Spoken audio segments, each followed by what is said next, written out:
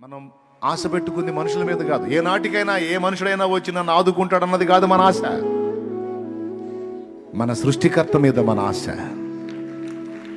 మన ప్రభువు మీద మన ఆశ. మనం ఎదురు చూస్తుంది ఏ నరుడి కోసమో, ఏ ఎవడి దయా దాక్షిణ్యం కోసమో కాదు. మనం ఎదురు చూస్తుంది జీవము గల దేవుడైన యెహోవా కొరకు. నూతన బలం మనం పొందటం ఖాయం. క్రొత్త తైలం మన మీదికి రావడం ఖాయం. నూతన వెలుగు, తేజస్సు మన మీద ఆవరించటం ఖాయం. మనల్ని ఆవరించిన అంధకారం తరిమి కొట్టబడటం ఖాయం.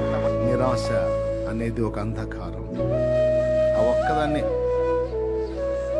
నీ ముందు ఉంచాను నేను. దానిలో నుంచి నువ్వు బయటికి రావు. కూలబడ్డావు, కృంగిపోయావు, దిగజారిపోయావు, ఊబిలో దిగినట్టు దిగిపోయావు. లే,